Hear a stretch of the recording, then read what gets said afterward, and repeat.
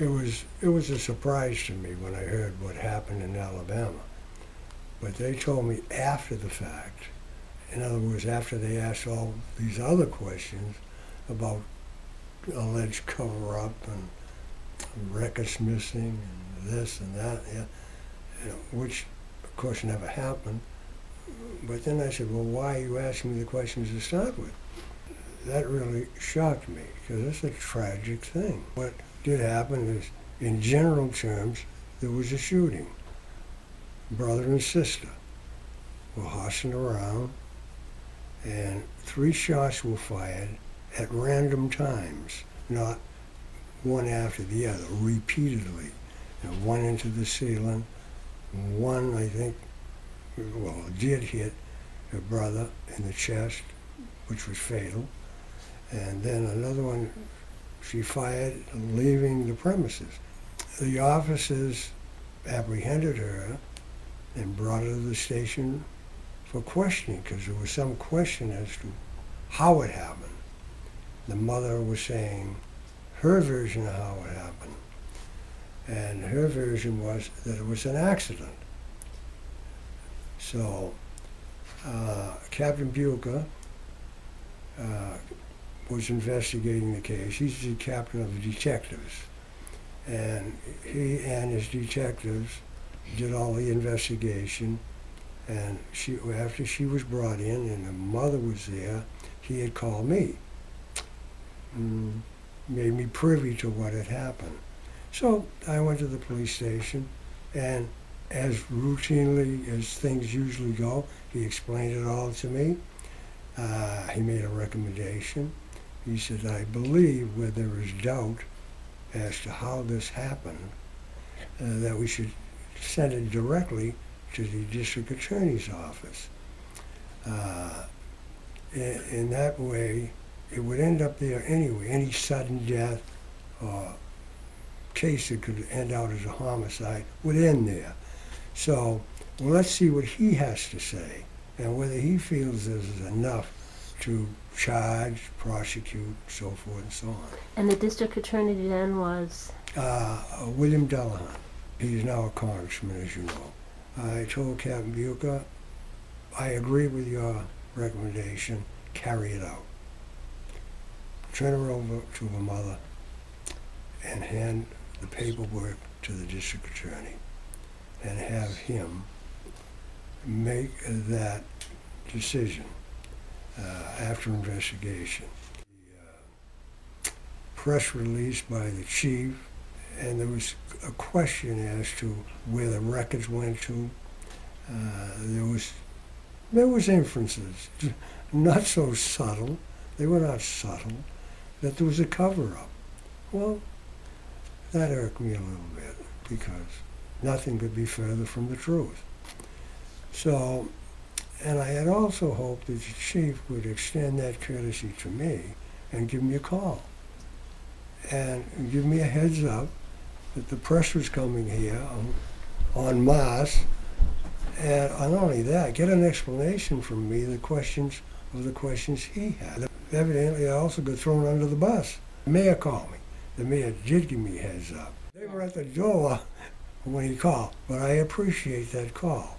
Just common good practice and courtesy. So without my being able to give my side of the story to the chief and help him understand what happened, because he was not there. His was all second-hand, third-hand, and what they pieced together themselves. He said he was a patrolman at the time, I believe. He was a patrolman at the time. Later in the day, it finally came through. It was said that the chief, with the mayor, went directly to the DA's office last night and were going to conduct an investigation. And I was pleased with that, but also worried, because I didn't know what might have happened to the records that we sent them, see? So I was anxious about what is the DA going to say. And sure enough, there it was, as I had related. Papers were turned over to them. They did an investigation. They had the state police investigate, and their findings after a thorough investigation was it was accidental and no complaint would issue. Oh, I don't think there's anything missing. I think it's a matter of who knows what was done, the volume of the records. It might have been one sheet of paper. See, it might have been the arresting officer. It might have been another, but minimal. I didn't even see it. All I said was, send the papers over. See? And I trusted, and I do trust Captain Buca carried it out, which I'm glad he did, because it proved itself out that that was done. He brought them over. But they had waited 10 days before they made a finding, because she was so distraught, Amy was so distraught, that she was beyond questioning even. So they waited until she had come down, and then after that interview with her, interview with her mother, it was decided it was an accident. I was not happy about it. I was not, because I found it unnecessary to do it that way. There's a professional way to do it, and a courteous way to do it, and a respectful way to do it. And not only that, but you get the right answers. Talk to me. He's talking about me, then talk to me. See? But talk to me prior to making statements that are utterly false. Where does it stand today?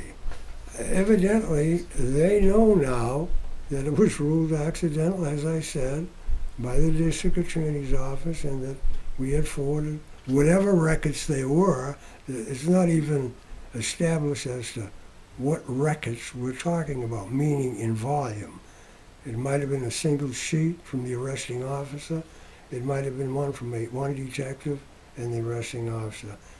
But from my view, those papers went right to the DA. The idea of it, this clandestine, it's missing, cover up, she's a town official. And of course, she was not a town official at that time. And I didn't know her personally, meaning Judy. All I know is she was a nice person and a very reputable person. And the idea of a cover-up is so ridiculous, outlandish. The words to describe it, I don't understand why that press release went out as it did. I didn't call anybody. I'm face to face with Captain Buca. I give him the orders, he carries them out. It was a sad, sad event for everyone involved. As far as cops are concerned, I don't care what case it is, there's always be one or two that disagree with a decision that's made. I mean, that's part of the job.